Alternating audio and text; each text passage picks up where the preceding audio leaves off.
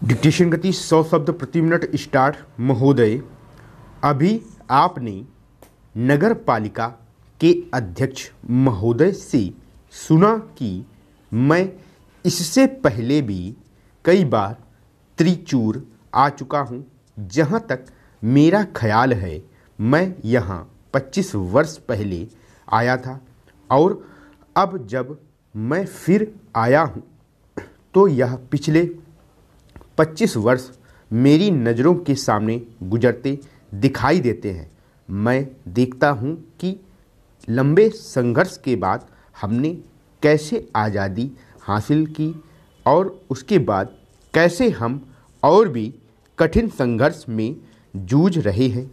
ऐसे संघर्ष में जो अपने देशवासियों के आर्थिक कल्याण और उच्च जीवन स्तर के लिए आर्थिक कल्याण के इस लक्ष्य से हर आदमी सहमत होगा, तब अनेक बातों में हमारा मतभेद क्यों होता है।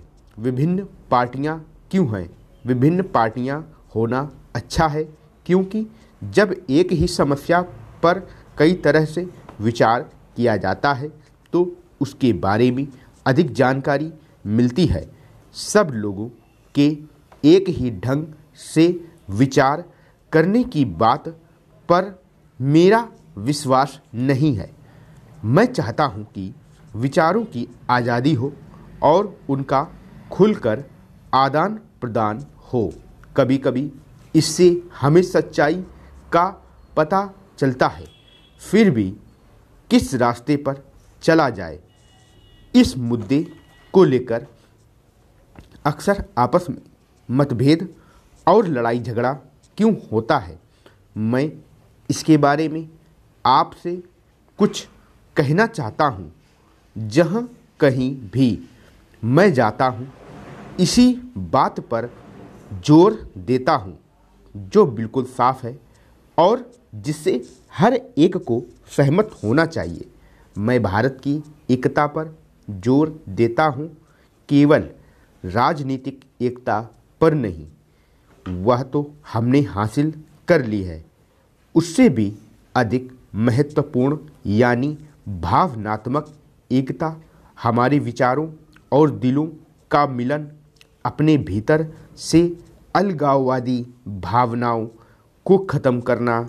जहां सब लोग भारत की एकता के बारे में सहमत हैं, वहीं बहुत से लोग, कुछ पार्टियां भी ऐसी हैं, ऐसे काम करती हैं जिनके परिणाम से भारत की एकता टूट सकती है। वे ऐसा क्यों करते हैं, मैं नहीं जानता। जब हम भारत के लोग एक ओर अपनी संस्कृति, सम्मान, उद्देश्य, मैत्री, प्यार आदि के बंधनों से बंधे हैं, दूसरी ओर दुर्भाग्यवश भारत में अलगाववादी और विघटनकारी प्रवृत्तियां छिपी हुई हैं, जो कोई नई समस्या खड़े होते ही अपना सिर उठा लेती हैं। हम राज्यों के पुनर्गठन की बात करते हैं।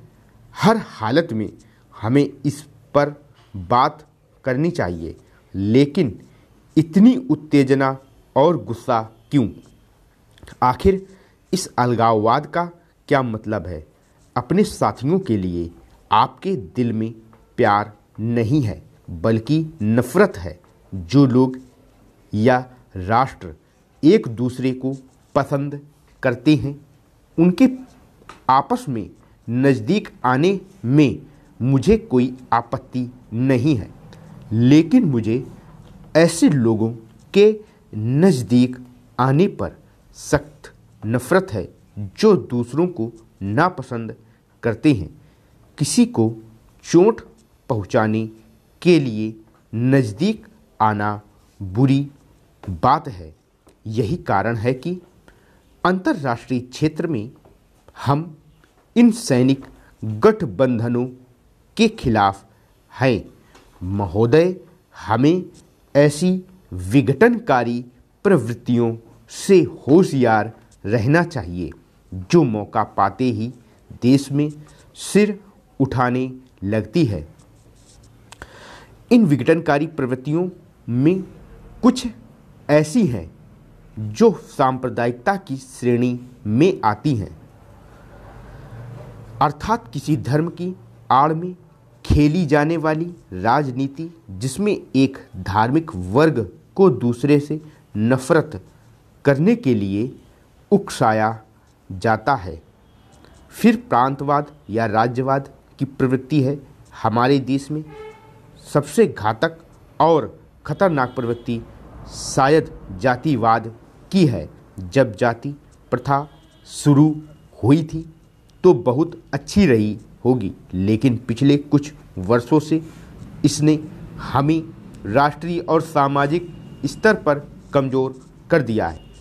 इसने हमें छोटे छोटे गुटों में बांट दिया है। इससे लोगों में वर्ग बन गए हैं। कुछ लोग अपने आप को उच्च जाति का कहते हैं तो कुछ मध्यम जाति का और कुछ निम्न जाति का, कुछ की तो कोई जाति ही नहीं है। इस तरह यह असमानता शुरू हुई जिसमें एक वर्ग दूसरे का शोषण करता है। मेरे विचार से भारत की कमजोरी और पतन का यही मुख्य कारण रहा है। इतिहास के ये सारे सबक हमारे सामने हैं।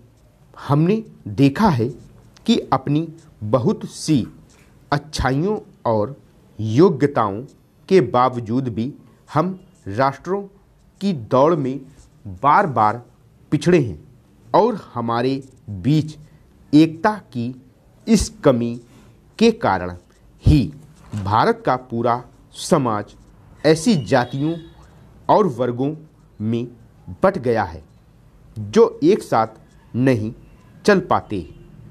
इसलिए मैं हर जगह भारत की एकता पर और सांप्रदायिकता, प्रांतीयता, अलगाववाद, राज्यवाद और जातिवाद से लड़ने की ज़रूरत पर जोर देता हूँ। जहाँ तक मैं समझता हूँ और आशा है आप भी वैसा समझते हैं, भारत के उत्तर दक्षिण तथा पूरब और पश्चिम में कोई बंटवारा नहीं है। केवल एक भारत है जिसके हम सब, आप और मैं, उत्तराधिकारी हैं। यह हम सब का है। भारत का यह दक्षिणी भाग या वह त्रावणकोर कोचीन राज्य आपकी मिल्कियत नहीं है। इस पर मेरा भी उतना ही अधिकार है जितना आपका। इसी तरह हिमालय के उत्तरी राज्य हमारी मिल्कियत नहीं है, उन पर आपका भी अधिकार है। वे आपके भी उतने ही हैं जितने कि किसी अन्य भारतवासी के। इसलिए उत्तर से दक्षिण तक पूरा भारत प्रत्येक भारतवासी की साझी विरासत है। भारत का अब तक का हजारों वर्ष का इतिहास और समूची संस्कृति, चाहे वह उत्तर की हो या दक्षिण की अथवा किसी और स्थान की, हमारी साझी विरासत है। यही नहीं, हमारे सामने फैला विराट भविष्य भी हमारी साझी विरासत बनेगा। इस बहस के दौरान जो मुख्य मुद्दे उठाए गए हैं और आलोचना की गई है तथा सुझाव दिए गए हैं, उनके बारे में निस्संदेह मेरे साथी माननीय रक्षा मंत्री महोदय जवाब देंगे। मैंने केवल रक्षा व्यवस्था के कुछ मुख्य और बुनियादी सिद्धांतों और खासकर हमारे सामने आने वाली समस्याओं की ओर सदन का ध्यान खींचने के लिए बहस में हस्तक्षेप किया है। स्टॉप।